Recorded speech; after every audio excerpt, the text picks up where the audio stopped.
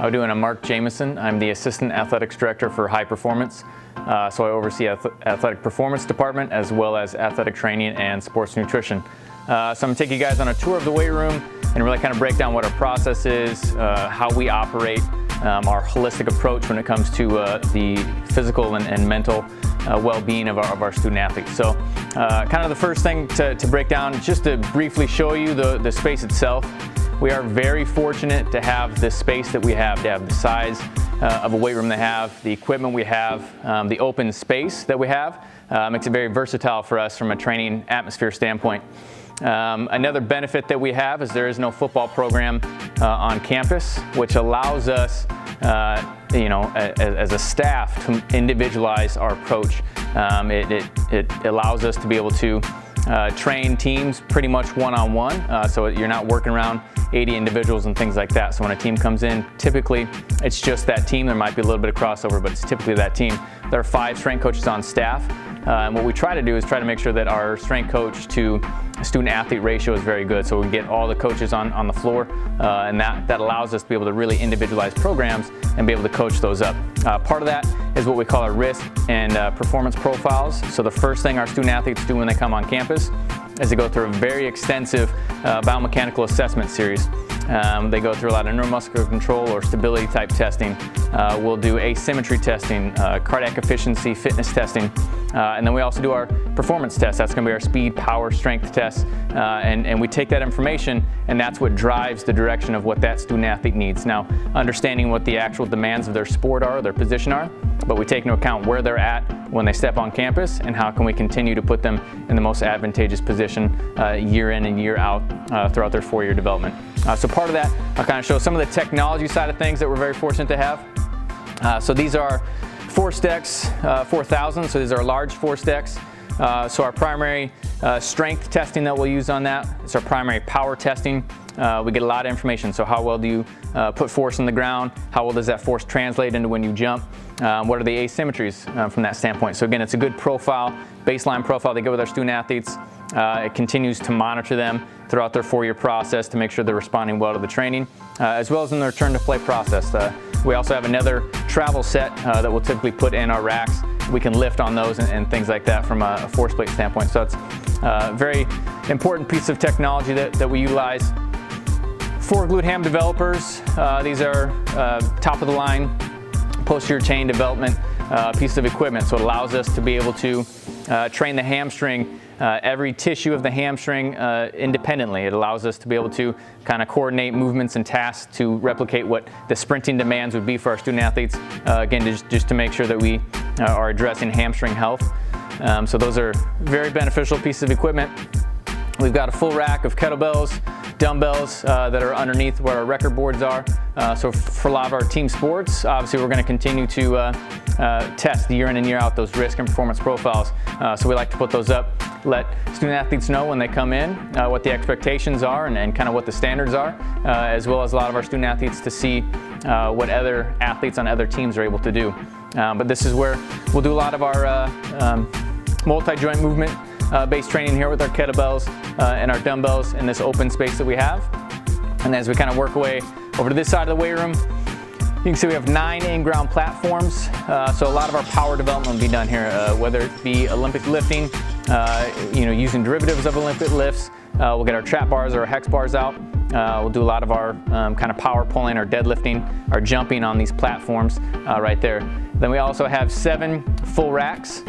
And as you can see, in all 7 full racks, there's an iPad. So that iPad in each rack's what we call our Elite Form system. So our student athletes actually log into that. We don't use cards or sheets. All the programming is through that iPad. And so when the athlete pulls their workout up, they see every exercise. Their weights are put in. There are 2 cameras at the top of every rack as well. So essentially for us, it's like having another 7 strength coaches on the floor, because those cameras take a video of every movement that you do for you to see, for us to see. We can go back in time and see. But the nice thing about that system is it actually tracks bar speed. So a lot of universities, what they're going to do is get a 1 rep max on their student athletes and then guesstimate how fast you should be able to move a weight at certain percentages. We don't guesstimate, we quantify everything that we're doing. So we'll program off velocity and say, I need you to move the bar this fast. And this system makes it very simple. So on the iPad screen, when you do that lift, you get a green light or red light.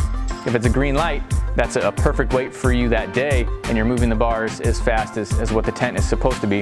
If it's a red light, that means for you that day, you might not be in as recovered state that we'd like you to be, so you just need to continue to drop weight to make sure you're training at the most optimal load or level for that day. So for us, we're quantifying that we're always improving our speed strength, the strength speed qualities, while also helping you recover so that you have enough energy to compete in the sport that you play and obviously be at practice. So it helps kind of keep our athletes healthy on the in-season as well as drive intent, because anytime you see red and green lights, it kind of becomes a competition between teammates and things like that.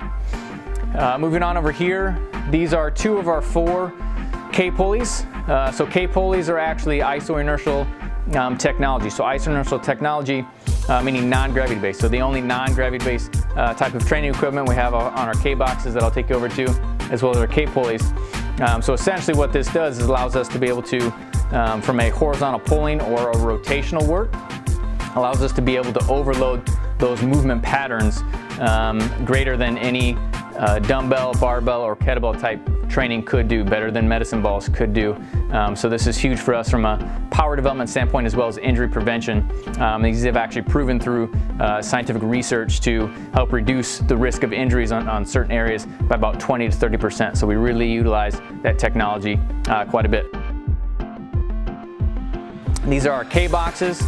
So the K-boxes are the same technology, so it's isoinertial. We'll do a majority of our lower extremity training, so a lot of our squatting, our deadlifting, our hinging, our single leg movements. We'll train on these because again, it's about a 20 to 30% decreased risk of injury, as well as because of the eccentric overload of what these are able to do. It essentially replicates ballistic training, so plyometric training. It replicates change of direction or sprinting within the squat pattern itself. So you're improving strength as well as those power qualities at the same time. So this is a huge training component for us in the in-season.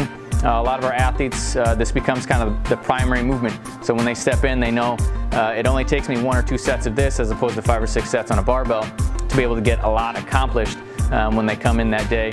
And again, they're continuing to improve those speed power characteristics as well as strength. On this type of equipment compared to a barbell, the force output and the power output is unlimited. So you can continue to drive higher and higher rates as you work your way through kind of that 4-year continuum. So those are a huge piece of equipment for us. As you can see, a lot of signage on the wall, expectations and things like that. That's kind of one of the biggest things for our student athletes when they come in. It's trained with a purpose, trained with a passion. And then as we work our way into our turf area, so we have 30 yards of turf. Again, the more open space, the better. That allows us to really be able to replicate the movement patterns that you're going to expect to have in your sport. So this is where we'll train a lot of our acceleration, our speed development, our change of direction. We'll do a lot of fitness training. And just like we track and kind of quantify a lot of what we're doing in the weight room with the elite form, with our force plates, with the K-boxes, typically when we do our fitness sessions and train conditioning sessions, we'll have our athletes wear polar heart rate monitors. So that way we can kind of make sure that, again, it's not a one-size-fits-all, but it's an individualized approach to how well they're responding to the work and how much they're recovering in between during those rest periods. And then when we sprint and we do our change of direction testing, we put our laser timing gates out as well, again, to make sure that we're continuously monitoring those processes as they roll through. And you can also kind of see against the wall our medicine balls. So a lot of our rotational power development work will be done here. A lot of our partner medicine ball work or core training we'll do on this open area. A lot of our circuits will be done here. So we have battle ropes, we have our sleds, we have hurdles, ladders, slide boards, things like that. So we'll do a lot of our circuit-based sessions out here on the turf area as well.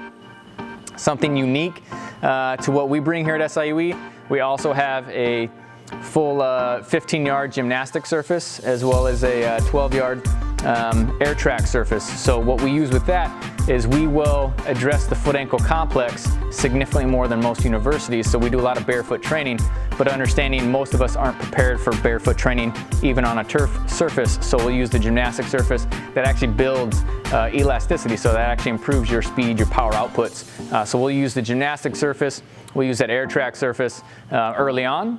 And then in the return to play process, we immediately start you on that air track gymnastic surface and then work your way through. So we've actually seen a decreased time spent with an injury, essentially when it comes to kind of hamstrings or ankles, because we're able to load the tendon or the tissue significantly earlier on with this piece of equipment, which has been fantastic for us. And then another new addition to the weight room, we have 6 curved woodway treadmills. So curved woodway treadmill is non-motorized. So the nice thing about that, the curve itself is gait specific. So for our student athletes, we'll do a lot of our gait assessments on these, and then they can control the speed. So a lot of our fitness sessions, again, we can kind of work off max aerobic speeds and make it very specific to each individual athlete, as well as this requires you to fully accelerate and then hit maximal speeds. So within our 30 yards of turf, we can address acceleration, but for us to be able to hit velocities and top speeds, this is how we do that is with these curved woodway treadmills. And again, it's extremely specific to your gait. So we're continuing during those winter months and things like that to address those qualities that we know we're going to have to hit when we get on the field or the court. So those are a huge piece of equipment for us. We have our 3 assault bikes, again, our sleds, our hurdles, our slide boards, a lot of our agility-based type training piece of equipment right here. So again, it's from a programming standpoint, we address the individual first, and then obviously from the individual approach, take that into what their actual demands of their sport or their position are going to be, to make sure that we're continuing to build every quality that is necessary for you to compete at the highest level. But again, make sure that throughout your 4 years here, you spend no time or the least amount of time in an injured state.